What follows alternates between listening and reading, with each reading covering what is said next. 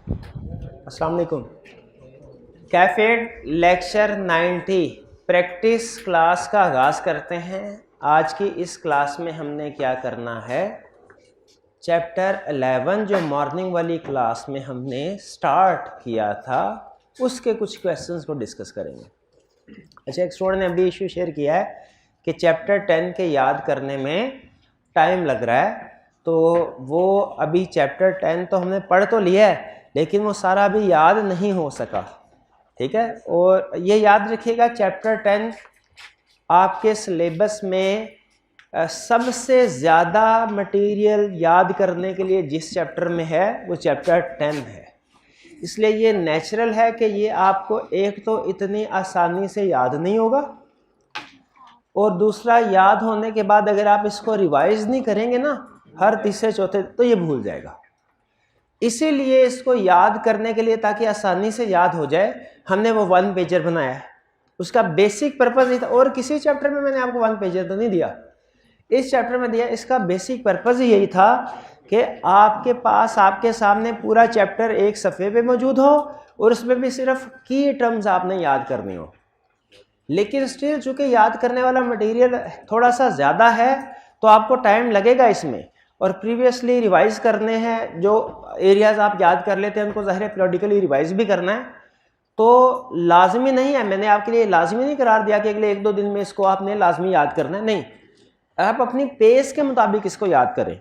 जितना टाइम लेना चाहें ले सकते हैं, 2 दिन, 4 दिन, 8 दिन, 10 दिन, 15 दिन, इवन 2 हफ्तों में भी अगर याद हो जाता है ना आपको, हालांकि सिर्फ एक सफ़ा है, लेकिन अगर 2 हफ्तों में भी याद हो जाता है तो बहुत है। यानी आपने जो क्वेश्चन अटेम्प्ट करने के लिए जो नॉलेज आपके पास होना चाहिए वो आपने कवर कर लिया। तो इस बात से परेशान ना होइए कि याद अभी चैप्टर कंप्लीट हो गया लेकिन आपको सारे का सारा अभी याद नहीं है, कोई मसला नहीं है। आप अगले कुछ दिनों में अपनी पेस के मुताबिक, ठीक है, इसको याद करें। और मैं रिकमेंड करता हूं कि जब याद करें कोई भी एरिया, उसको फिर लिखें भी, रिटन फॉर्म में उसके पॉइंट्स को लिखें। इससे आपकी रिवीजन भी होती रहेगी और वो आपकी मेमोरी में भी रिटेन रहेगा। लेकिन अगर ये कुछ थोड़ा 8-10 दिन लेता है याद होने में तो कोई प्रॉब्लम की बात नहीं है, ये टाइम लेगा और ये परेशान होने की भी बात नहीं है, ये नेचुरल है। इस चैप्टर में प्रोसीजर है ना, प्रोसीजर है, तो ज़ाहिर हर एरिया के प्रोसीजर हैं, वो एक लिस्ट है, याद करनी पड़ती है, टाइम लेगी। ठीक है, इसमें आपने परेशान नहीं होना। जितना टाइम लग रहा है इसके ऊपर लगाइए आसानी के साथ, जितनी आपकी आसानी हो। डेली बेसिस पे 1 प्रोसीजर, 2 प्रोसीजर, कभी कोई भी याद नहीं हुआ किसी दिन, कोई मसला नहीं है, उसको छोड़ दें। कल छुट्टी का दिन है, कोशिश करें कि कम से कम 50% जो ऑलरेडी आपने कवर कर लिया है उसको रिवाइज कर लें, उसको रिटेन कर लें।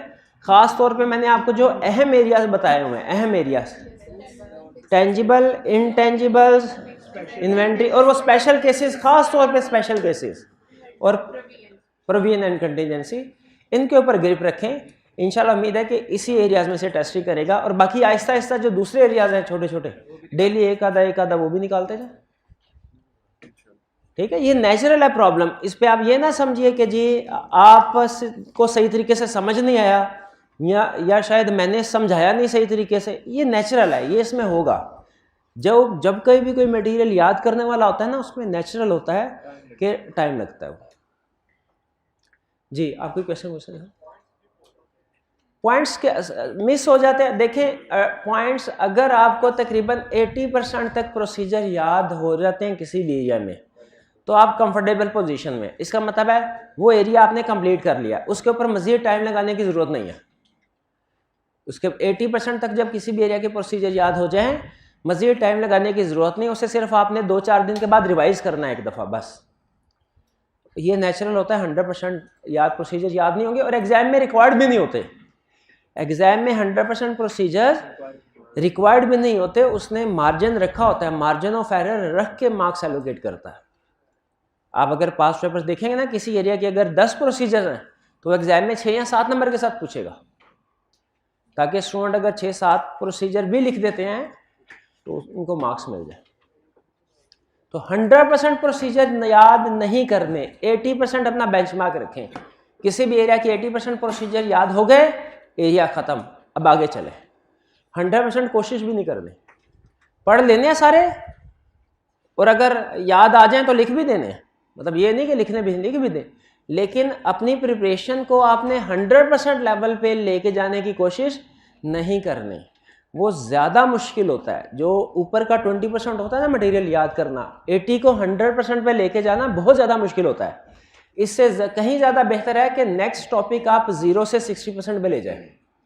नया टॉपिक 0 से 60% पे ले जाने पे तकरीबन उतनी मेहनत लगेगी जितनी कि एग्जिस्टिंग टॉपिक को 80% से 100% पे लेके जाने में, क्योंकि जो ऊपर परफेक्शन लेवल होता जाता है ना जितना, वो उतनी ही ज़्यादा एफर्ट मांगता है। तो 80% कर लिया, ओके, कुछ ना कुछ प्रोसीजर स्किप होते रहेंगे, नेचुरल है। और कोई क्वेश्चन?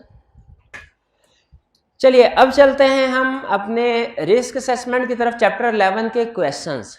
एक तो आपको होम असाइनमेंट में 4 क्वेश्चन दिए थे वॉल्यूम 1 में, उनकी प्रैक्टिस नहीं करवा रहा, वो आपने खुद से प्रैक्टिस करने हैं। अभी मैं आपको डिस्कस करवा रहा हूं वॉल्यूम 2 के कुछ दूसरे क्वेश्चंस। सबसे पहले क्वेश्चन 15। अच्छा मुझे ये बताइए, अभी तो हमने चैप्टर 11 की थ्योरी कोई पढ़ी ही नहीं है, क्या हम चैप्टर 11 की केस स्टडी अटेम्प्ट करने के काबिल हैं?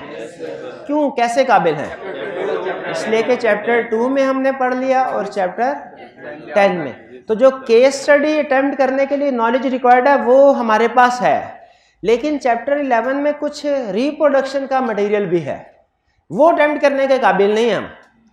चैप्टर 11 का जो रिप्रोडक्शन का मटेरियल है वो अटेम्प्ट करने के काबिल नहीं है, क्योंकि वो अभी हमने नहीं पढ़ा हुआ। लेकिन चैप्टर 11 की केस स्टडीज को अटेम्प्ट करने के काबिल हैं, वो कंसेप्ट हमने ऑलरेडी लिए हुए हैं। तो स्टार्ट करते हैं। सबसे पहले क्वेश्चन की रिक्वायरमेंट, ये वॉल्यूम 2 का क्वेश्चन नंबर 15 है। आज हमने 4 क्वेश्चंस करने हैं वॉल्यूम 2 के discuss, 15, 17, 18, 20। Question 15, requirement A, identify audit risk based on the above information.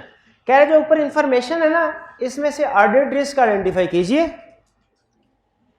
फिर पार्ट बी में क्या कह रहा है, describe the audit approach for each of the above risk. Each of the above risk यानी जो ऊपर आपने रिस्क आइडेंटिफाई किए हैं, इनकी ऑडिट अप्रोच भी बताइए। Audit approach means audit procedure बताइए कि आप इन रिस्क को एड्रेस कैसे करेंगे। यानी ये क्वेश्चन के 2 पार्ट्स हैं। एक पार्ट में कह रहा है कि आपने रिस्क बताइए, और दूसरे पार्ट में क्या कह रहा है, उस रिस्क को एड्रेस करने के लिए प्रोसीजर बताइए। तो क्वेश्चन को पढ़ते हैं, कह रहा है you are the audit partner responsible for the audit. ये बुक्स बंद कर दें, ये बुक्स बंद कर दें, फाड़ के फेंकनी नहीं है, बंद करने को कह रहा हूं, ताकि पूरा फोकस होके पढ़ सकें और सुन सकें। वरना तो आप मैच करते रहेंगे, जो सोल्यूशन में लिखा हुआ सर ने बोला कि नहीं बोला, पता नहीं कब बोलेंगे, ये भूल ही नहीं गए। फोकस करें। You are the audit partner responsible for the audit of large consumer goods company. The chief executive is concerned that the controls over recording of sales in one of the division of the company are not strong. Chief executive कह रहा है कि एक department में control strong नहीं है। He has informed you of the following. उसने आपको ये 2 इंफॉर्मेशन दी। अच्छा, अभी तक कोई रिस्क आइडेंटिफाई हो रहा है नहीं, सिर्फ ये एक जगह पे कह रहा है कि चीफ एग्जेक्टिव का ख्याल है कि कंट्रोल स्ट्रॉन्ग नहीं है। आगे इंफॉर्मेशन दे रहा है, sales are very high in the last fortnight of the, fortnight का मतलब क्या है, फोर्टनाइट, आखिरी 15 दिन। Sales are very high in the last fortnight of the year. क्या रिस्क है? देखें वही गलती की ना आपने, फेक सेल रिकॉर्ड कर दी। ओवर स्टेटमेंट ऑफ सेल्स किसी हद तक ठीक है, किसी हद तक ठीक है। वैल्यूएशन ऑफ सेल्स बिल्कुल गलत। अब वैल्यूएशन सेल्स अकाउंट बैलेंस की जर्शन है class, occurrence of sales, occurrence of sales की रिस्क क्या है, अकरेंस ऑफ सेल्स के आगे एक्सप्लेनेशन में लिखेंगे, आपने आइडेंटिफाई किया, एक्सप्लेनेशन में लिखेंगे fake sales may have been recorded in last fortnight, explanation to achieve targets, to achieve desired profit या टू ओवरस्टेट प्रॉफिट, वो तो आपकी एक्सप्लेनेशन है। Main occurrence of sales. तो क्या प्रोसीजर परफॉर्म करेंगे? अब सैंपल सेलेक्ट करेंगे, सेल्स का कंपेयर करेंगे गुड डिस्पैच नोट के साथ, अच्छा मजीद, अच्छा जो उसने कंट्रोल्स वीक होने की बात की है, तो we will also test controls over recording of sales, ये भी देखेंगे। ठीक है, टेस्ट ऑफ कंट्रोल्स भी हो गए, और हमने बात कर दी सैंपल्स को चेक करने के लिए भी। और इसके अलावा कोई प्रोसीजर हो सकता है? हाँ, चेक से, शाबाश। ईयर एंड के बाद देखा जाए सेल्स रिटर्न तो नहीं हुई, कट ऑफ टेस्ट भी, शाबाश। क्या इस सिचुएशन में रेलिवेंट है? बिल्कुल रेलिवेंट है, कट ऑफ टेस्ट भी सेल्स के। अच्छा, आपने ये नहीं देखना, एक ध्यान में रखिएगा कि सेल्स का एरिया ना, तो सेल्स के सारे प्रोसीजर छाप दो, मैं ऐसे नहीं कर रहा, मैं सिर्फ इस रिस्क के हवाले से जो रेलिवेंट है वो प्रोसीजर छाप। अब वैसे तो कंप्लीटनेस का एक ही प्रोसीजर था जो हमने पढ़ा, लेकिन चूंकि कट ऑफ या ईयर एंड के बाद सेल्स रिटर्न देख, ये भी फेक सेल्स को आइडेंटिफाई कर सकते हैं, इसीलिए इसमें लिख रहा हूं। और याद रखिएगा 3 प्रोसीजर स्टैंडर्ड होते हैं, कमी बेशी हो सकती है, लेकिन नॉर्मली एक रिस्क को एड्रेस करने के लिए कितने प्रोसीजर? 3 प्रोसीजर। ये एक यूनिवर्सली एक्सेप्टेबल स्टैंडर्ड है। किसी रिस्क को एड्रेस करने के लिए प्रोसीजर 2 भी हो सकते हैं और किसी को 4 भी हो सकते हैं, लेकिन स्टैंडर्ड क्या है एक, कि एक रिस्क को एड्रेस 3, तो ये 3 प्रोसीजर हो गए, सफिशिएंट है भी समझ। तो लेफ्ट साइड पे आपने रिस्क को आइडेंटिफाई करना है, इवैल्यूएट करना है, और राइट साइड पे भी the divisional head is remunerated based on profits of the division.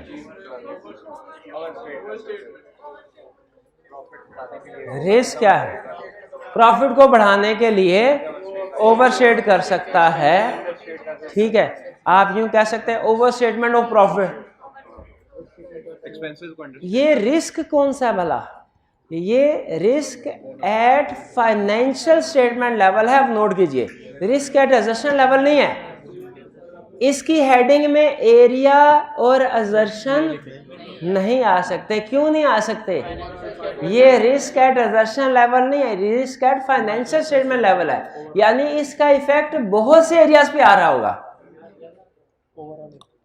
Overall जगह जगह 2 नंबरी की होगी, एग्जैक्टली यानी हर इनकम को ओवरस्टेट करने की, हर एक्सपेंस को अंडरस्टेट करने की कोशिश की होगी। तो मुझे बताइए इसके लिए फिर प्रोसीजर्स क्या होंगे? रिमूव कर दें किसको? इसको? हाँ, पूरी बात बताओ भाई, सुन रहे।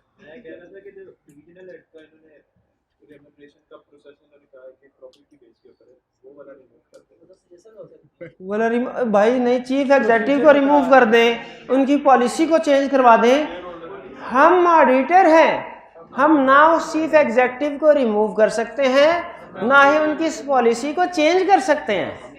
हम ऑडिटर हैं, वो काम कर सकते हैं और करना चाहिए जो आपको याद नहीं है कि risk at financial statement level increase हुआ है। प्रोफेशनल ओवरऑल अप्रोच अडॉप्ट करेंगे, प्रोसीजर बढ़ा देंगे, professional scepticism increase, materiality level low, more experience team send करें, element of unpredictability, more of the procedure at year end, use of expert if necessary. ये overall approach. इन दोनों risk में क्या फर्क है? ये रिस्क सेल्स वाला रिस्क एट असर्शन लेवल है, प्रॉफिट वाला risk at financial statement level है, ठीक है। इसकी हेडिंग में एरिया और असर्शन आएगी सेल्स वाली, लेकिन प्रॉफिट वाली में एरिया और असर्शन हेडिंग में नहीं आएगा। मैं समझ रहे हैं कि नहीं? अच्छा, मेरा ख्याल था आप इजीली बता देंगे इसके प्रोसीजर, डिविजनल हेड वाले के प्रोसीजर, लेकिन आप नहीं बता सके, आपने उसको रिमूव करवा दिया। वो हमारे अंडर काम करता है, फिर वो कैसे रिमूव कर सकते हैं?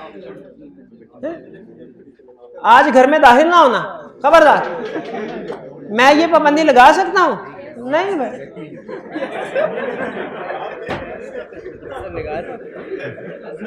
घर जाना पहले भी नहीं था आपने, आप नाम मेरा ले देंगे, सर ने कहा था घर ना जाना। नहीं लगा सकता ना, क्योंकि मेरा उधर कंट्रोल ही कोई नहीं है। ठीक है, कंट्रोल वैसे अपने घर पे भी नहीं है। बहरहाल तो नहीं है। आगे चलते हैं, क्वेश्चन 20। अच्छा, सबसे पहले ये क्वेश्चन में खास बात है जो इस क्वेश्चन में नहीं थी। ये लंबा है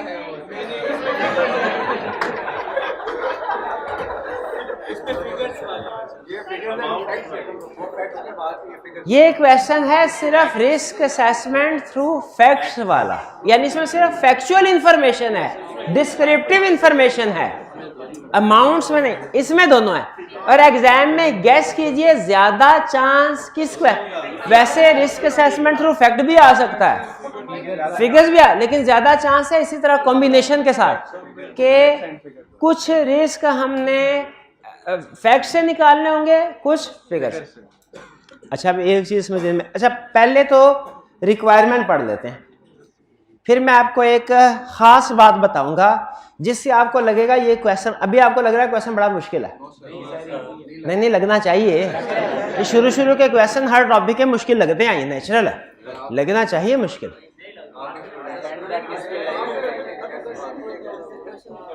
कह रहे identify the ordered risk that exist in the above scenario and the manner in which you would address these risk during the audit. Those risk during, अगर क्वेश्चन यहां पे खत्म हो जाता, क्वेश्चन यहां पे खत्म हो जाता, बताइए हमारा क्वेश्चन मुश्किल होता कि आसान? हमारा क्वेश्चन मुश्किल हो, या यूं कह लीजिए थोड़ा से हमारा क्वेश्चन लेंथी होता, इसलिए कि हम सारे एरियाज के रिस्क आइडेंटिफाई करते, चाहे वो सेल का होता, चाहे परचेजेस का होता, चाहे वो डेटर का, चाहे इन्वेंट्री का, चाहे फिक्स एसेट का, चाहे क्रेडिटर्स का, चाहे लायबिलिटीज का, चाहे इनटेंजिबल्स का, हर रिस्क को आइडेंटिफाई करते। लेकिन ये जो आगे उसने हमारी जिंदगी आसान कर दी, कैसे आसान कर दी? उसने कहा during the audit under following heading, raw material, trade receivables, intangibles, liquidity issues. इसका मतलब यह हुआ कि हमने रिस्क सिर्फ इन एरियाज के बताने हैं और उनके प्रोसीजर बताने हैं, इन एरिया से बाहर का जो रिस्क हुआ वो नहीं बताना।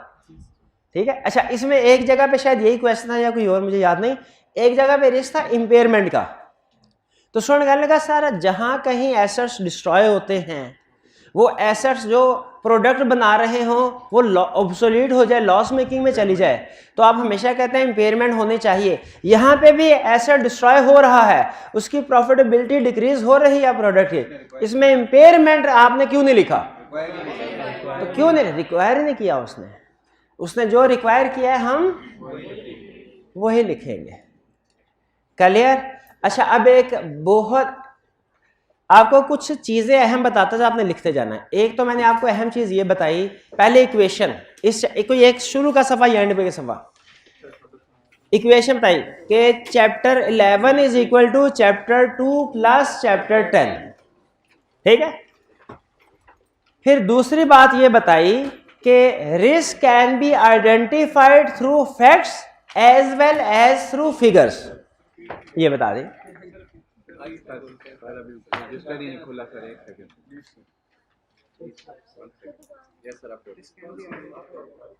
दोबारा से रिपीट करके दोहरा देता हूं। हाँ, कोई एक दफा थोड़ी बताया। Chapter 11 is equal to chapter 2 plus chapter 10। फिर दूसरा, risk can be identified through facts as well as through figures, यानी डिस्क्रिप्टिव फॉर्म में इंफॉर्मेशन से भी रिस्क आइडेंटिफाई किया जा सकता है, और अगर इनकम स्टेटमेंट बैलेंस शीट दी हो उससे भी आइडेंटिफाई किया जा सकता है। ठीक है, अच्छा अब सुने, डिस्क्रिप्टिव फॉर्म में रिस्क आइडेंटिफाई कर सकते हैं नंबर से भी, अगर तो क्वेश्चन में सिर्फ डिस्क्रिप्टिव इंफॉर्मेशन है, उससे रिस्क आइडेंटिफाई करेंगे। क्वेश्चन में सिर्फ figures, income statement, balance sheet या रेशोज है, उससे करेंगे। और अगर क्वेश्चन में दोनों है, दोनों से करेंगे। और आपने वही अप्रोच अडॉप्ट करनी है जो अकाउंटिंग में प्रॉफिट एंड लॉस के क्वेश्चंस को सॉल्व करने के लिए अडॉप्ट करते हैं। अब देखिए, ये क्वेश्चन आपका अकाउंटिंग के वो profit and loss final count के क्वेश्चन से मिलता जुलता नहीं है। सरसरी तौर पे देखे, इन्फॉर्मेशन ना पढ़े, सरसरी तौर पे देखे, ये उसी तरह का है ना, उसी तरह है ना। तो उसमें आप क्या करते थे, मुझे बताइए, अहम क्वेश्चन पूछ रहा हूं आपसे, आप इस इंफॉर्मेशन को डायरेक्ट बैलेंस शीट में ले जाते थे या इनकम स्टेटमेंट में ले जाते थे या नीचे एडजस्टमेंट्स पढ़ते थे?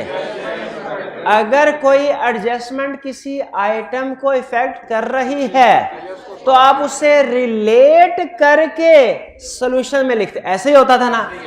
एग्जैक्टली उसी तरह जब आप इस इंफॉर्मेशन को पढ़ेंगे ना, इनकम स्टेटमेंट या बैलेंस शीट, ऊपर जो जैसे ऊपर उसने मेरा इनकम स्टेटमेंट की फिगर दी है और नीचे बैलेंस शीट की, अब आपने फौरन इधर से रिस्क असेसमेंट शुरू नहीं कर देनी, आपने नीचे इंफॉर्मेशन पढ़ के ऊपर लिंक कर देना है कि ये वाला पॉइंट है पहला, किससे रिलेट, फर्ज कीजिए इन्वेंट्री से रिलेट कर रहा है, आपने इन्वेंट्री के साथ इधर 1 लिख देना। अकाउंटिंग में भी इसी तरह करते हैं ना, टिक लगा, इसकी एडजस्टमेंट है, इसकी एडजस्टमेंट है, इसकी, तो नीचे जिस जिस की एडिशनल इंफॉर्मेशन हो ना, उसे लिंक कर देना है। आपके सॉल्यूशन में जब किसी भी एरिया की रिस्क असेसमेंट आप सॉल्व कर रहे हो ना, तो लाजमी है नीचे एडिशनल इंफॉर्मेशन को लिंक करके उसे एडिशनल इंफॉर्मेशन के साथ जोड़ के आपने रिस्क असेस करना है। एक छोटी सी एग्जांपल से आपको डिस्कस करता हूं। अगर आप इसके रेवेन्यू को देखें ना, रेवेन्यू को, तो कैलकुलेटर लाजमी होना चाहिए। अब आइंदा हर क्लास में जब तक ये रिस्क असेसमेंट चल रही है, कैलकुलेटर और एग्जाम में भी लाजमी लेके जाना है। अगर आप इस रेवेन्यू की डायरेक्ट रिस्क असेसमेंट देखें ना, तो कितने % इंक्रीज है? 2000 जा रहे, 2000 जी 1470, कितने %? 5% से कम है। नॉर्मली इसे बहुत ज्यादा नहीं लिया जाता, यानी इसमें मुझे कोई बड़ा रिस्क नजर नहीं आ रहा। लेकिन अगर नीचे क्वेश्चन में कह दे कि ड्यूरिंग द ईयर बहुत सी न्यू प्रोडक्ट्स लॉन्च की गई हैं, ड्यूरिंग ईयर बहुत सी न्यू प्रोडक्ट्स लॉन्च की, तो फिर मुझे इसमें रिस्क नजर आना शुरू हो जाएगा कि during the year new products launch की गई, उसके बावजूद भी रेवेन्यू तकरीबन उतना ही है, उसमें कोई बड़ा चेंज नहीं आया। इसका मतलब रिस्क आ गया मेरे सामने। अब क्या, और न्यू प्रोडक्ट्स फेल हो गई हैं, उनके ऑब्सोलीट इन्वेंट्री या वैल्यूएशन ऑफ इन्वेंट्री का रिस्क आ गया। तो ये अगर आप सिर्फ उस इंफॉर्मेशन को अलहदा से असेस करेंगे ना, तो आप सही रिस्क असेसमेंट नहीं करें, वो आपकी अनएडजस्टेड फिगर होगी जिसको आप रिस्क असेस कर रहे होंगे। आपने उसे नीचे गिवन इंफॉर्मेशन के साथ जोड़ के, अगर नीचे गिवन इंफॉर्मेशन है, उसका एक क्वेश्चन आई कैप की बुक में क्वेश्चन है जो हमारी बुक में भी हमने, पता नहीं जब भी आएगा हमारी असाइनमेंट में, उसमें कहता है पिछले साल जितना रेवेन्यू था तकरीबन उतना ही रेवेन्यू इस साल भी है, जैसे ये सिचुएशन है। लेकिन नीचे उसने एडिशनल इंफॉर्मेशन में लिखा हुआ था कि this has been a difficult year for whole industry. हाँ, कम होने। अब देखें, अगर आप सिर्फ ऊपर की इंफॉर्मेशन की बेस पे रिस्क असेसमेंट, आप कहेंगे कोई सिग्निफिकेंट चेंज नहीं है। लेकिन जब नीचे आपने देखा कि दिस हैज बीन, यानी कोरोना साल होगा, कोई कोरोना अफेक्टेड, बाकी के लिए डिफिकल्ट रहा है, यानी बाकियों को सेल करने में प्रॉब्लम आ रही है, लेकिन इनको कोई फर्क ही नहीं पड़ा, तो इससे हमारा कौन सा रिस्क है? शाबाश, अकरेंस ऑफ सेल्स। और क्या प्रोसीजर परफॉर्म करेंगे? वही जो अभी स्टार्ट में भाई ने बताए थे। क्या सैंपल सेलेक्ट करके सपोर्टिंग डॉक्यूमेंट के साथ मैच करेंगे, कट ऑफ देखेंगे, ईयर एंड के बाद सेल्स रिटर्न देखेंगे। सेल्स रिटर्न तो नहीं ऑब्जेक्टिव। तो लेसन क्या दिया? अगला लेसन कि आपने इंफॉर्मेशन को फिगर के साथ रिलेट, अगर दोनों गिवन है तो इंफॉर्मेशन को रिलेट करके रिस्क असेसमेंट करनी है, वरना अगर आपने सोचा ना यार साथ साथ ही भुड़काता जाता हूं साथ साथ, तो एंड पे जाके आपको पता चलेगा जो रिस्क असेसमेंट थी वो आपने ओवर स्टेटमेंट की कर दी, असल में अंडर स्टेटमेंट की थी। वो बाद में क्रॉस करना पड़ेगा आपको। तो इसलिए पहले सारा क्वेश्चन पढ़ के इंफॉर्मेशन को रेलिवेंट फिगर के साथ लिंक करके निशानी लगा ले, 1 2 3 जैसे काउंटिंग में करते हैं, रिलेट उसको कंसीडर करके रिस्क असेसमेंट करनी है। तो इसलिए हालांकि अभी मुझे नजर आ रहा है जैसे सरसरी तौर पे मैं पेपर नहीं सॉल्व करना शुरू किया, लेकिन पेन लेके मैं निशानियां लगा रहा हूं किस किस जगह पे रिस्क लग रहा है।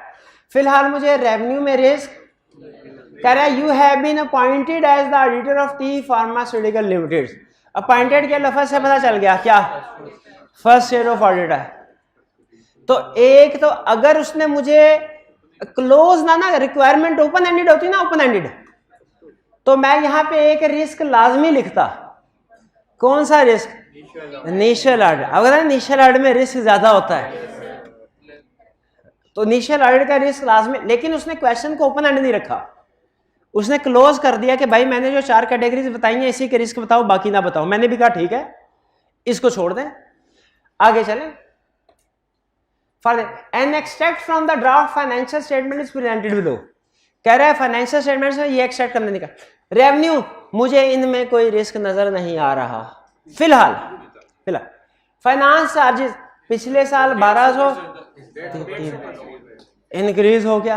अच्छा अब एक चीज और ध्यान में रखिएगा, एक चीज और ध्यान में रखें, कुछ फिगर फाइनेंशियल इंफॉर्मेशन की ऐसी हैं जो दूसरों पे डिपेंडेंट हैं। अगर कोई इंफॉर्मेशन दूसरों पे डिपेंडेंट होना, आपने उसको साथ मिला के कैलकुलेशन करनी है। ये बात समझ आ रही है? समझ, ठीक है। तो यहाँ पे हम फाइनेंस चार्ज इंडिपेंडेंट नहीं होता, ये डिपेंडेंट होता है किस पे, लोन्स पे।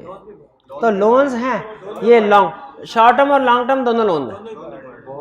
अब आप क्या जरा कैलकुलेशन कीजिए, 1200 को डिवाइड कीजिए 18,000 के साथ, इन दोनों पे इंटरेस्ट होगा ना, लॉन्ग टर्म और शॉर्ट टर्म। 1200 ये परसेंटेज नोट कर लें, पिछले साल का इफेक्ट यानी एवरेज इंटरेस्ट रेट ये चल रहा था। इस साल का 3000 डिवाइडेड बाय 37,500 क्या परसेंट है, 8%।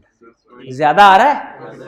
अब आपने रिस्क असेसमेंट करनी है, ठीक है। अब इसका मतलब क्या है, रिस्क क्या है कि interest accuracy of interest expense.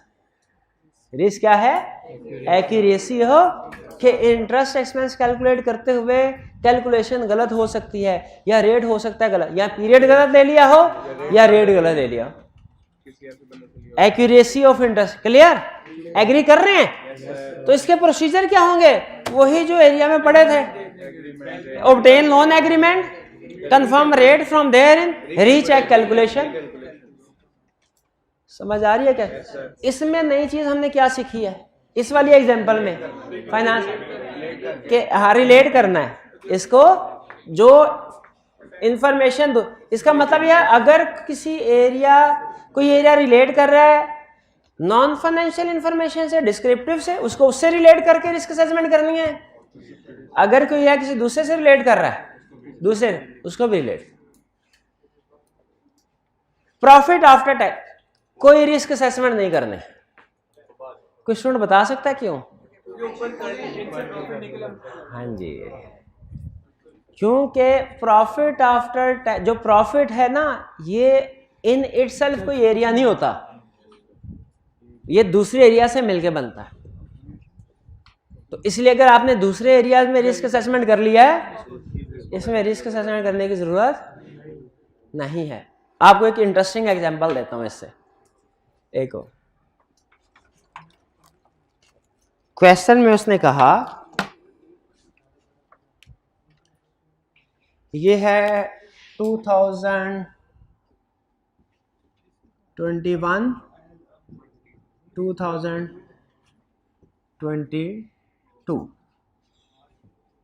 Sales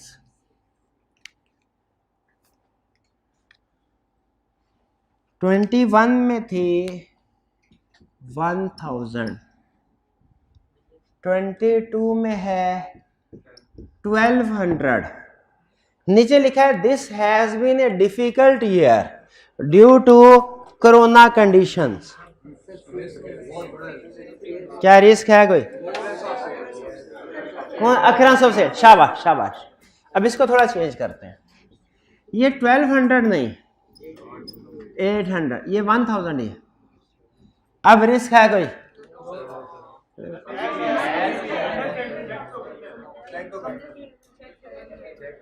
understatement, ये वही क्लब के मर गया मैंने यार। इसका मतलब है सेल्स कम हो रही है, इन्वेंट्री कम बिक रही है। आपको बताया था डिक्रीज इन सेल्स का इफेक्ट आपने सेल्स में, ये understatement of sale, understatement sale risk है, मैं रूल आउट नहीं कर रहा इसको, लेकिन वो छोटा रिस्क है क्योंकि कंपनीज अपने प्रॉफिट को बढ़ाने की कोशिश करती हैं, सेल्स को अंडरस्टेट करने की कोशिश नहीं करती। तो अगर सेल्स पिछले साल से अनयूजुअली हाई हो, ओवरस्टेटमेंट का रिस्क है, अकरेंस का रिस्क है, लेकिन अगर कम हो तो अंडरस्टेटमेंट सेल्स का रिस्क नहीं है, ये छोटा है। छोटे को छोड़ें, बड़े रिस्क को पकड़े। बड़ा रिस्क क्या है? Valuation of inventory, valuation of impairment, valuation of impairment, impairment of fix asset या वैल्यूएशन ऑफ फिक्स एसेट। भाई ये क्लियर हो गया? अच्छा, फर्ज कीजिए अब यहाँ पे 1200 है, फर्ज कीजिए यहाँ पे 1200। अब ये जरा रिस्क असेसमेंट साथ साथ समझते जाइएगा। 1200 है, लेस कॉस्ट ऑफ सेल्स, ये भी 500, ये भी 500। अब मेरी रिस्क असेसमेंट सुने, मेरी रिस्क असेसमेंट ये है कॉस्ट ऑफ सेल्स उतनी है जितनी पिछले साल है, नो रिस्क। अब देखा, जो इंफॉर्मेशन किसी दूसरी इंफॉर्मेशन से रिलेट कर रही होगी ना, उसे रिलेट करके रिस्क असेसमेंट करनी है। यहां पे अब कंपेयर करें इससे, क्या पहला क्वेश्चन, क्या कॉस्ट ऑफ सेल्स सेल्स पे डिपेंडेंट होते हैं? तो आप देखिए, इसका मतलब है कॉस्ट ऑफ सेल्स सेल्स का 50% है, यहां पे 50% से कम है। तो बताइए कॉस्ट ऑफ सेल्स का अंडरस्टेटमेंट का रिस्क है कि ओवरस्टेटमेंट का? अंडरस्टेटमेंट का, क्योंकि यहाँ पे 600 होनी चाहिए। यहाँ पे स्टूडेंट ने 2 सवाल पूछे। पहला सवाल, पहला क्वेश्चन, क्या पता भाई प्रोफेशनल स्केप्टिसिज्म, हो सकता है पॉलिसी चेंज हुई हो सकता है रेट कम हो सकता है बिजली के रेट सस्ते हो सकता है पेट्रोल की प्राइसेस कम हो गई हो सकता है मटेरियल की प्राइसेस कम हो गई हो, सारा कुछ हो सकता है। स्केप्टिसिज्म है ना, हमने गुड सोचना है कि बैड।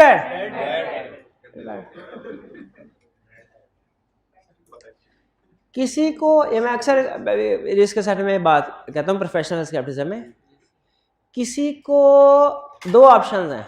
एक, किसी को अच्छा समझे या बुरा, ठीक है ना।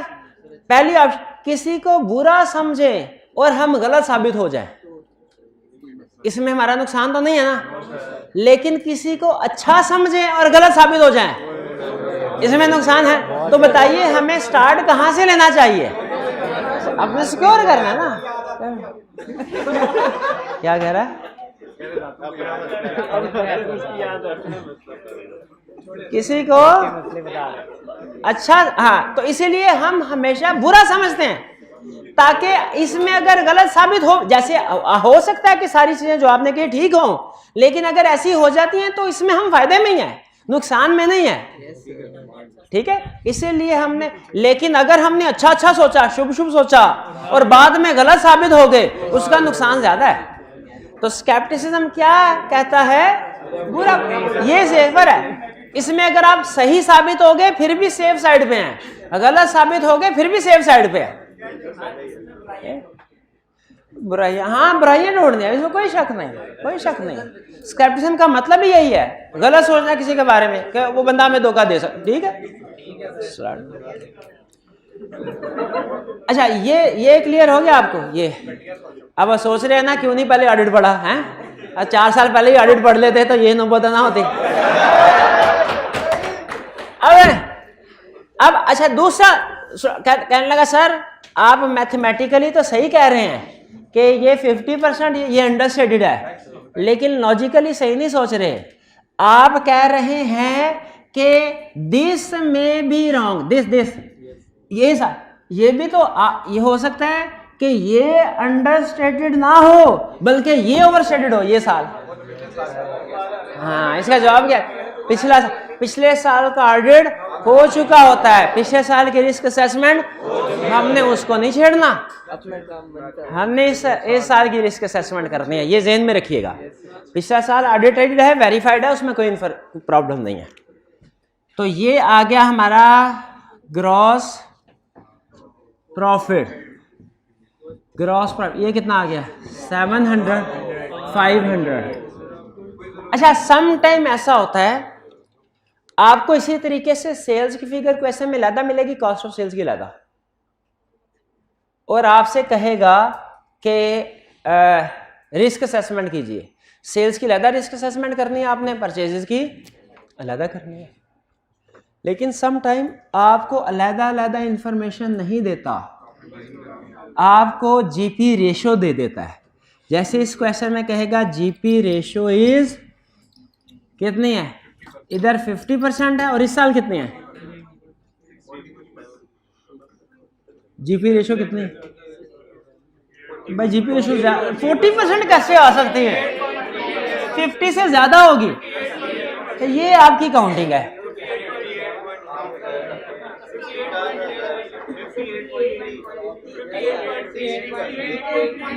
$58.3, बस ठीक है।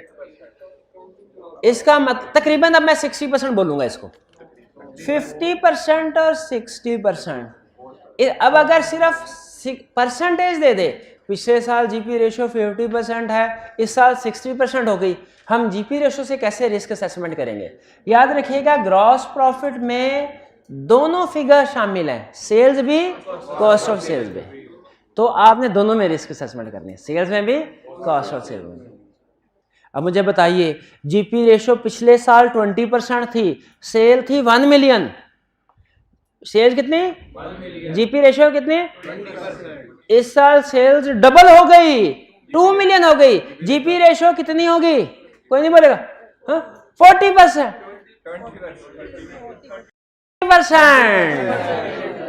20% ही रहेगी। क्यों 20% ही रहेगी? क्योंकि सेल्स डबल होगी तो कॉस्ट ऑफ सेल्स भी तो डबल होगी, सेल्स डबल होगी। तो याद रखिए, GP ratio remains constant over the year, GP ratio remains constant over the year. अगर जीपी रेशो चेंज हो रही है इसका मतलब रिस्क है, और रिस्क आपने सेल्स और कॉस्ट ऑफ सेल्स दोनों में करना है। अब देखिए, जीपी रेशो बढ़ रही है, इसका मतलब रिस्क क्या? सेल्स में भी overstated and cost of sales में भी।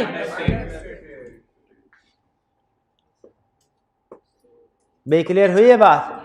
तो इधर इसने रेवेन्यू दिया हुआ है, अगर रेवेन्यू के साथ कॉस्ट ऑफ सेल्स देता वो भी रिस्क असेसमेंट हम कर लेते। अगर रेवेन्यू ना देता, डायरेक्ट जीपी रेशो दे देता, वो भी हम कर लेते।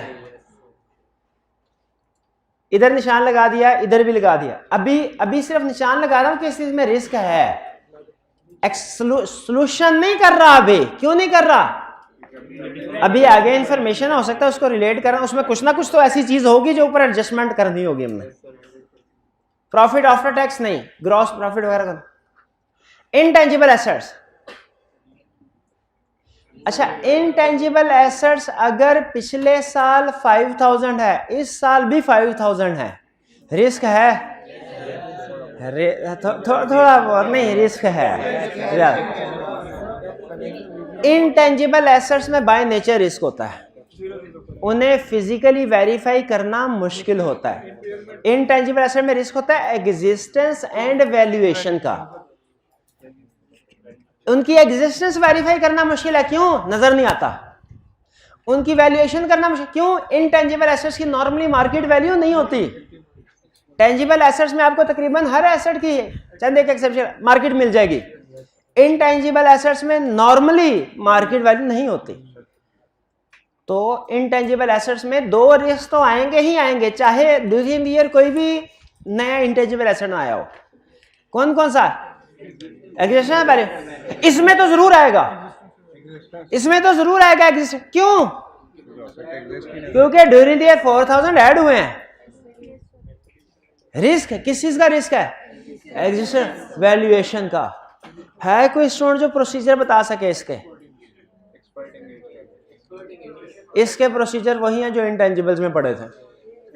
अगर नीचे इंटेंजिबल्स की नेचर बता देगा ना, अगर नीचे डिस्क्रिप्शन में इंटेंजिबल की नेचर बता देगा कि ये डेवलपमेंट कॉस्ट है तो डेवलपमेंट की तरफ चले जाएंगे। अगर कहेगा गुडविल है तो गुडविल की तरफ चले जाएंगे। अगर कहेगा ब्रांड परचेज किया है अदर की तरफ चले जाएंगे। वरना नहीं बताता अगर, तो आप सिर्फ जनरल प्रोसीजर लिख दीजिए कि हम इंक्वायर करेंगे कौन सा एसेट बाय किया है, उसके सपोर्टिंग डॉक्यूमेंट चेक करेंगे, लीगल टाइटल चेक करेंगे, ब्ला ब्ला। ठीक है ना? ये 3 रिस्क हो गए। आगे चलते जाते हैं। स्टॉक्स, अच्छा एक है झटका अप्रोच, एक है टेक्निकल अप्रोच। जुगाड़, जुगाड़ सुनो, जुगाड़ सुनो, जुगाड़ सुनो। स्टॉक्स में तो रिस्क है। क्या रिस्क है? क्योंकि नजर आ रहा है तो क्यों ज्यादा है? प्रोसीजर क्या होंगे? शाबाश, वैल्यूएशन के छाप देना। इंपेयरमेंट ऑफ फिक्स एसेट भी।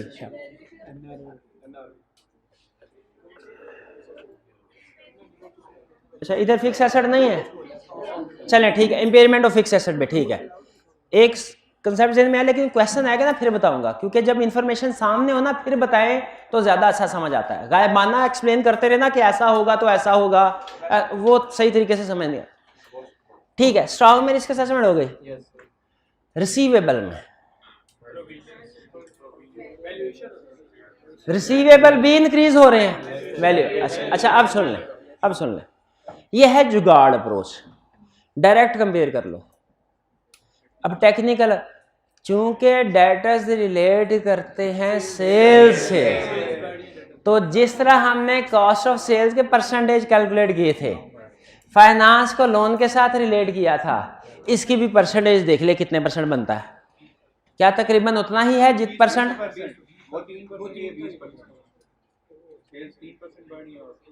नहीं, सेल्स कितने परसेंट नहीं बढ़े। ऐसे ना करें, सिर्फ ऐसे करें, पिछले साल का स्टॉक 15,500 डिवाइडेड बाय पिछले साल की सेल्स 47,500। नहीं सॉरी, ट्रेड रिसीवेबल है 11,500 डिवाइडेड बाय 47,500, 24%। इस साल की कैलकुलेट करें 28%। इसका मतलब है बढ़ गया, हाँ बढ़ गया। हाँ, तो इसका मतलब है स्टॉक वाकई, असल में स्टॉक अगर सेल्स के, इसमें ये हमने सेल के साथ लिंक करके मैसेज क्या मिला हमें कि स्टॉक को प्रोपोर्शनेट टू सेल चेंज होना चाहिए। अगर आपका सेल्स वॉल्यूम बढ़ रहा है ना, तो आपके पास स्टॉक भी बढ़ रहा है, ये जस्टिफाइड है। स्टॉक जस्टिफाइड है क्योंकि आप ज्यादा चीजें बेच रहे हैं तो रखेंगे भी, ज्यादा रखेंगे तो बिकेंगे ना। लेकिन अगर सेल्स इंक्रीज नहीं हो रही, स्टॉक बढ़ रहा है, ऑब्सोलीट है। वैसे 90% तक क्वेश्चंस में आप डायरेक्ट कंपेयर करके ही रिस्क को असेस कर सकते हैं, इसमें भी और इसमें भी, रिसीवेबल में भी। लेकिन अगर टेक्निकली स्ट्रॉन्ग एनालिसिस करना चाहे ना, तो ट्रेड रिसीवेबल का रिस्क है, डायरेक्ट भी कर सकते हैं, लेकिन अगर टेक्निकली स्ट्रॉन्ग करना है तो उससे सेल से डिवाइड करके करें। इसी तरह क्रेडिटर का रिस्क डायरेक्टली भी कर सकते हैं। 90% केसेस में डायरेक्ट भी करेंगे ना, सही होगा। लेकिन ज्यादा बेहतर क्या है, परचेज से डिवाइड करके फिर रिस्क करें, ताकि आपको पता चल जाए कि जो चेंज आ रहा है वो इन प्रोपोर्शनेट टू परचेजेस है कि नहीं है। मेरी रिकमेंडेशन है, अगर आपके पास टाइम कम है ना एग्जाम में, डायरेक्ट करके आगे चलें, और अगर टाइम है तो ज्यादा टेक्निकली करेक्ट अप्रोच ये है डिवाइड करके कर देगा। ठीक है, स्टॉक में भी रिस्क है, ट्रेड से, अच्छा ट्रेड रिसीवेबल कितने स्टूडेंट्स ने डायरेक्ट रिस्क आइडेंटिफाई कर लिया, कितनों ने डिवाइड करके किया? दोनों ठीक है, क्योंकि दोनों में कंक्लूजन सेम है, कंक्लूजन सेम है कि डेटर्स या स्टॉक जरूरत से ज्यादा हैं, जितने होने चाहिए थे उससे ज्यादा हुआ state risk. Share capital, long term loans during the year लिए हैं, long term loan during the year 7,000 के करीब लोन लिया। इसका मतलब ये हुआ, और शॉर्ट टर्म लोन भी लिया है। जब कभी लोन लेते हैं उसमें रिस्क है क्या? गोइंग कंसर्न का रिस्क तो है, वह एंड में मेन आ जाएगा कि क्या आपने लोन एग्रीमेंट्स की रिक्वायरमेंट को ब्रीच तो नहीं किया, क्योंकि जब कभी लोन होता है तो लोन एग्रीमेंट भी होता है, और जब कभी लोन एग्रीमेंट होता है उसके साथ कंडीशंस भी होती हैं। एज ऑडिटर हमारी जिम्मेदारी है जब कभी क्लाइंट लोन ले उसकी एग्रीमेंट की कंडीशन, डेट कोवेनेंट रिक्वायरमेंट्स को देखना, वायलेट तो नहीं हुआ। तो इसमें रिस्क है, क्या रिस्क है? आप लिखेंगे इंक्रीज इन बोरोइंग। एक रिस्क गोइंग कंसर्न का है, वो एंड में देखेंगे। एक रिस्क है ब्रीच ऑफ लोन कोवेनेंट कि कहीं रिक्वायर, तो इसके प्रोसीजर क्या परफॉर्म करेंगे? Obtain loan agreement from client, check conditions, test compliance with those conditions and check disclosures. ये लॉन्ग टर्म लोन में पढ़े इस तरह के प्रोसीजर हमने, वही आ गया। समझ किस तरीके से रिस्क आइडेंटिफाई कर रहे हैं कि, अच्छा अब आपका असल इम्तिहान है। अब आपने नीचे जो इंफॉर्मेशन दी हुई है इसको पढ़ के अंदाजा लगाना है कि ऊपर वाली रिस्क असेसमेंट को इफेक्ट हो रही है कि नहीं। पहला, during the planning phase you have gathered the following information. TPL's operations were highly successful until 2008। 2008 तक तो बहुत अच्छे थे। ये कौन सा चल रहा है साल? 10, 11, 12, ठीक। However, due to increased competition, the profitability has reduced significantly over the last 4 years. Consequently, company has embarked upon an ambitious plan whereby it has taken the following steps. क्या step? 3 new products have been introduced for which patent rights have been purchased. The new products were introduced in the market in December 2011. अब बताइए, ये आपके दो risk से relate कर रही है। एक रेवेन्यू से, इंटेंजिबल से। इंटेंजिबल में आपको पता चल गया कि ये पेटेंट्स है, तो इसका मतलब आपने प्रोसीजर कौन से लिखने हैं? इंटेंजिबल्स के अदर वाले। और यहां पे भी अब जो पहले रिस्क हमें नहीं नजर आया था कि न्यू पर 3 प्रोडक्ट्स है, न्यू प्रोडक्ट्स लॉन्च किए हैं। अच्छा, अब वो क्वेश्चन जो भी मेरे जहन में आया था, मैंने कहा था फिर कभी समझाऊंगा, इत्तेफाक से आगे सामने बात।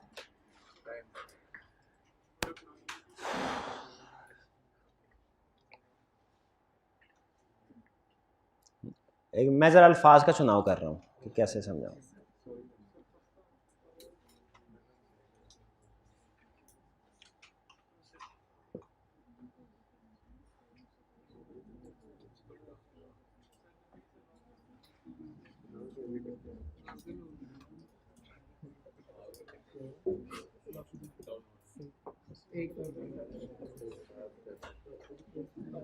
हाँ लिखे लिखे लिखे, अगली लाइन लिखे,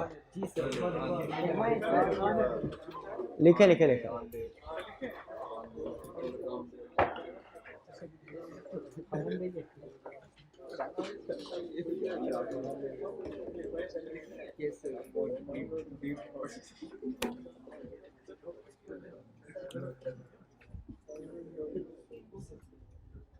One risk, many areas.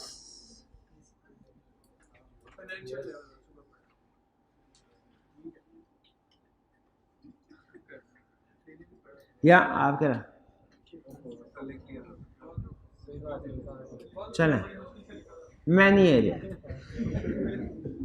और वन एरिया मैनी रेस। इसको समझ लीजिए, इसका मतलब क्या है। ये समझा ये चाह रहा है, समटाइम ऐसा होता है कोई एक रिस्क फैक्टर होता है, उसका इफेक्ट एक से ज़्यादा एरियाज पे आ सकता है। इसकी क्लासिक एग्जांपल है डिक्रीज इन सेल्स।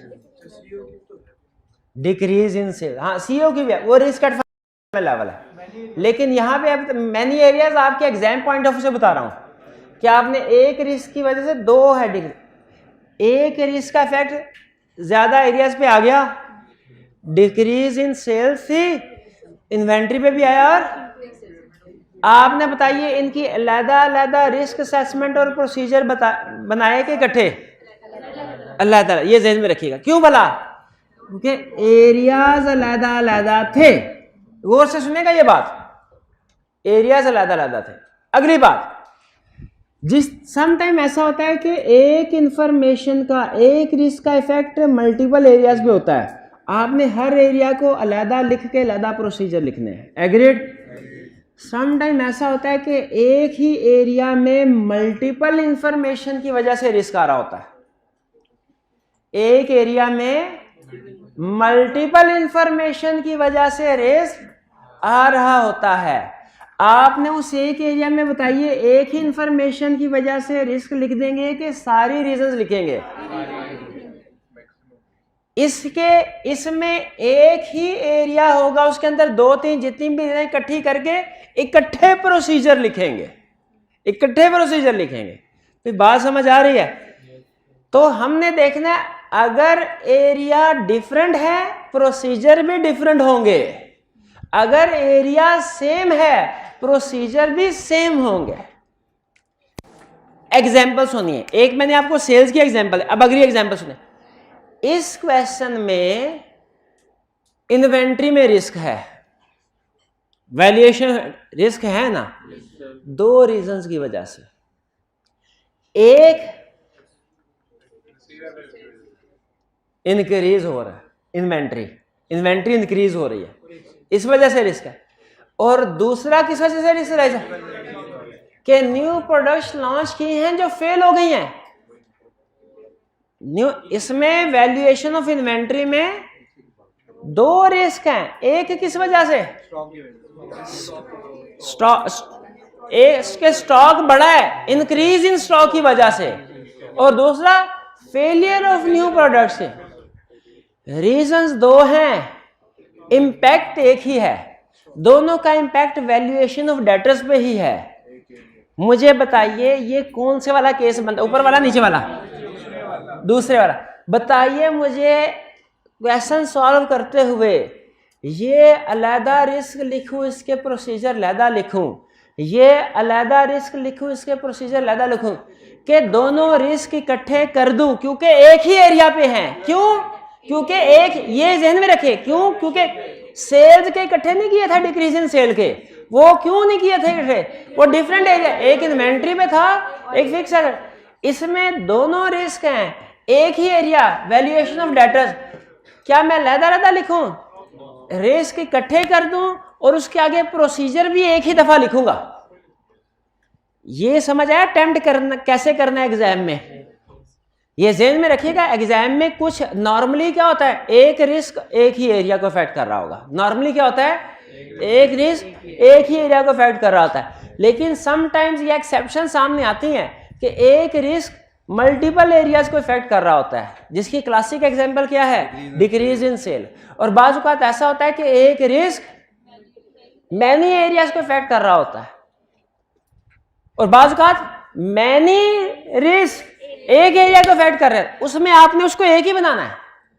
जैसे एक और क्वेश्चन था, पता नहीं यही था या कोई और था, उसमें उसने कहा लिखा पिछले साल की निस्बत इस साल डेटर्स बहुत बढ़ गए हैं। क्या रिस्क है? वैल्यू। और नीचे उसने लिखा कि डेटर के साथ डिस्प्यूट है, एक मेजर डेटर के साथ, इसका भी इफेक्ट क्या था? तो क्या हमने रिस्क असेसमेंट कैसे, दोनों को अलग-अलग प्रोसीजर लिखे क्या, इकट्ठा करके? क्यों? क्योंकि दोनों का एक सेम एरिया से। समझ आ रही है आपको? ये करना है। तो ये चूंकि अब ये आ गया था हमारे सामने कि न्यू प्रोडक्ट्स लॉन्च किया फिर भी कुछ नहीं बना, हमने कहा ठीक है। फिर a new plant has been acquired which is expected to reduce the cost of production significantly. New plant acquire हुआ है, रिस्क है कोई? तो ये तो जस्टिफाई करवा रहा है उसकी बात को, हमने तो रिस्क ढूंढना है जी। भाई एक मिनट है।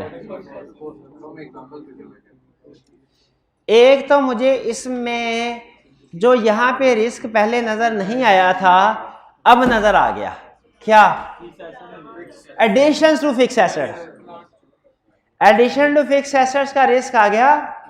कैसे आ गया? नीचे कह रहे फिर एडिशन हुई है तो कैपिटलाइजेशन एरर हुआ होगा, उन्होंने दिए नहीं तो, लेकिन हमें पता चल गया ना ऐड हुआ है, रिस्क कर सकते हैं। इतना भी लिखने काफी है। देखिए क्वेश्चन में सारे रिस्क आइडेंटिफाई करना लाजमी नहीं होता, मार्जिन रखा होता है उसने। अगला रिस्क बड़ा एडवांस है, मैं भी सारे स्टूडेंट आइडेंटिफाई ना कर सके बता देता हूं, लेकिन अगर नहीं है तो कोई प्रॉब्लम नहीं है। नीचे उसने कहा है ड्यूरिंग द ईयर नया फिक्स एसेट खरीदा, किस लिए खरीदा? कॉस्ट कम हो। ऊपर हमने देखा कॉस्ट की ऐसी की तैसी फ्री हुई है। फिक्स एसेट खरीदने कॉस्ट कम करने के लिए खरीदा था, कॉस्ट तो कम हुई ही नहीं, बढ़ गई। तो फिर इसका मतलब क्या हुआ? वो फिक्स एसेट फेल हो गया, इम्पेयरमेंट। शाबाश, ठीक है। लेकिन ये थोड़ा सा मुश्किल था ऐसे सोचना, आप सिर्फ एडिशन का रिस्क भी आइडेंटिफाई कर लेना बहुत है जी। हाँ जी, above में, हाँ नीचे कह रहा है above years have been financed through a bank loan against hypothecation of stock and trade receivable। hypothecation का मतलब है चार्ज, सिक्योरिटी के जरिए से लेना।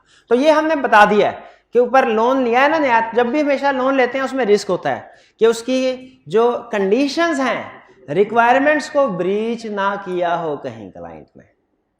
हमने जब कभी लोन लेते हैं, जो क्लाइंट ने लोन लिया हो ना उसकी रिक्वायरमेंट्स को पढ़ना होता है। प्रैक्टिकली जाके हमेशा क्लाइंट से लोन एग्रीमेंट लेके उसको पढ़िएगा कि रिक्वायरमेंट को ब्रीच तो नहीं किया, पर एक रिक्वायरमेंट को भी ब्रीच किया हो ना, एक को भी, उसको करंट क्लासीफाई करना पड़ता है लोन को। अच्छा, अब आपको पता चल रहा है कि कैसे ये वाली इंफॉर्मेशन हमारी ऊपर वाली रिस्क असेसमेंट को रिफाइन कर रही है, या यूं कह ले कि उसके साथ रिलेट करके उसे कंफर्म कर रही है, ठीक है, एडजस्ट कर रही है, उसको इफेक्ट कर रही है। नेक्स्ट, टीपीएल है dispute with major distributor who alleged that products were delivered in damaged packets and the quantities therein were short as compared to member में। अब ये देखिए वही केस आ गया, वो यही वाला केस था। हाँ, इसे अलग से रिस्क के तौर पे आइडेंटिफाई करें कि ऊपर जो हमने इंक्रीज इन डेटर्स का रिस्क आइडेंटिफाई किया उसके साथ जोड़ दें। क्यों जोड़ दें उसके साथ? प्रोसीजर सेम ही आएंगे ना, ये थोड़ी है वही सेम प्रोसीजर उधर, वही सेम प्रोसीजर नीचे। वो कहता भाई इकट्ठे करो, same procedure. Third, a franchiser has initiated a legal action against company on ground of infringements of patent rights. किसका रिस्क? लिटिगेशन। हाँ, लेकिन इसका इफेक्ट इनटेंजिबल्स पे है, तो ये है वैल्यूएशन ऑफ इनटेंजिबल्स का रिस्क, वैल्यूएशन ऑफ इनटेंजिबल का रिस्क। इसका मतलब है ऊपर हमने जो एग्जिस्टेंस ऑफ इनटेंजिबल का रिस्क भी आइडेंटिफाई किया था, ये वैल्यूएशन। अच्छा, अब अहम क्वेश्चन, जब नया इनटेंजिबल एसेट खरीदे ना तो एग्जिस्टेंस ऑफ इनटेंजिबल का रिस्क है। हमने देखना है कि ये वाकई खरीदा गया कि नहीं खरीदा गया, ऑथराइजेशन। ये है वैल्यूएशन ऑफ इनटेंजिबल का रिस्क, ठीक है। क्वेश्चन बड़ा क्रिटिकल है ये। अगर ये वाला क्वेश्चन पूरा समझ आ गया ना, समझ ले 80% क्वेश्चन आपको समझ आ गए रिस्क असेसमेंट। क्या ये दोनों हमें इकट्ठे करने चाहिए रिस्क के अलग अलग हैं? दोनों इनटेंजिबल्स के अलग, एक एग्जिस्टेंस के लिए, एक वैल्यू। एग्जिस्टेंस के प्रोसीजर अलग हैं, उसमें हमने प्राइस देखनी है, एग्रीमेंट देखना है, वैल्यूएशन के अलग है, इसमें लॉयर्स को कंसल्ट करना है, कोर्ट का डिसीजन। तो चूंकि असर्शन डिफरेंट है इस वजह से प्रोसीजर डिफरेंट होने चाहिए, असर्शन डिफरेंट है, प्रोसीजर डिफरेंट होने चाहिए, इसलिए रिस्क अलग अलग होंगे। 4. TPL had entered into 1-year agreement with a foreign supplier for supply of raw material. On 20 April 2012, government of the country in which supplier is registered has initiated legal proceeding against that supplier for breach of quality standard. Consequently, government of the country in which TPL is operating has banned all imports from that supplier. जिससे supply करवाते थे बड़ा material, पता चला वो 2 number चीजें डालता था, उधर की गवर्नमेंट ने बैन कर दिया, हमारी कंपनी ने कहा भाई इससे कोई सामान नहीं मंगवाना। एक मिनट, गोइंग कंसर्न क्वेश्चन में कहा ये लिखा हुआ है कि ये हमारा ओनली सप्लायर या लार्जेस्ट सप्लायर है? गोइंग कंसर्न का इश्यू तो नहीं आएगा। हाँ, इन्वेंट्री की एनआरवी आ सकता है, क्योंकि इसका मतलब है जो हमारे पास इन्वेंट्री पड़ी है वो डिफेक्टिव है, ठीक है, उसकी एनआरवी टेस्टिंग कर लेंगे। ये तो है। अब एक वो रिस्क जो बहुत मुश्किल है इसकी वजह से, लेकिन मैं शेयर कर रहा हूं, उस सप्लायर से जो हमने माल उठाया ना, मटेरियल स्टॉक में रखा हुआ है, कुछ तो स्टॉक में होगा, कुछ हमने बेच दिया होगा, पर सेल्स रिटर्न या प्रोविजन फॉर वारंटी पे भी इसका इफेक्ट आएगा, वारंटी पे। लेकिन ये शायद हर स्टूडेंट आइडेंटिफाई, कोई प्रॉब्लम नहीं, अगर आपने सिर्फ एनआरवी ऑफ इन्वेंट्री का भी आइडेंटिफाई कर लिया ना, वो भी सफिशिएंट है, क्योंकि क्वेश्चन में सारे रिस्क आइडेंटिफाई करना लाजमी, ये ज़हन में रखिएगा। ये मसला लेके फिर परेशान ना हो जाएगा, जैसे सब्सटेंटिव प्रोसीजर में परेशान, सर सारे प्रोसीजर नहीं याद हो रहे, सर केस स्टडी आई थी उसमें सारे प्रोसीजर नहीं लिख सके, 5 थे मेरे जहन में, सिर्फ 3 आए, 3 भी आ गए, 3 काफ़ी होते हैं केस स्टडी के लिए, 4 आ गए तो बहुत ही अच्छा, 5 तो छोड़ दें, कोशिश भी ना करें। तो उसी तरह यहाँ पे भी अगर किसी केस स्टडी में उसने सॉल्यूशन में 8 रिस्क लिखे हैं ना, और आपने 6 आइडेंटिफाई कर लिए हैं, तो आपने हक अदा कर दिया क्वेश्चन का। बाकी भी पढ़ लें, समझ लें, क्योंकि आइंदा हो सकता है कि वो उन्हीं 2 को मेन रिस्क के तौर पे पूछ ले, पढ़। लेकिन अगर आप किसी भी केस स्टडी में 80% रिस्क आइडेंटिफाई कर लेते हैं, 80% प्रोसीजर परफॉर्म कर लेते हैं, हक अदा हो गया केस स्टडी का। क्लियर? ये हमारे, मेरे ख्याल आज के लिए इतना काफी है, बाकी फिर हम, लेकिन आपने होम असाइनमेंट करनी है। अच्छा, ये जो 2 क्वेश्चन है ये भी अटेम्प्ट कीजिएगा, ये था पढ़ के देख लीजिएगा कि किस तरीके से। चले, सिर्फ एक एडिशन, ये 20 क्वेश्चन 20.4, हाँ, लिक्विडिटी इशू। क्वेश्चन में किसी जगह भी आपको लिक्विडिटी इशू नजर आ रहा है? लोन वाला, और एक और भी, सप्लायर नहीं, प्रोडक्ट्स फेल हो गई हैं। हाँ, 3 पर चले, कम से कम ये long term loan, poor liquidity position तो इंडिकेट हो रही है। चलिए, आज का लेक्चर यहाँ खत्म करते हैं हम। अल्लाह हाफिज।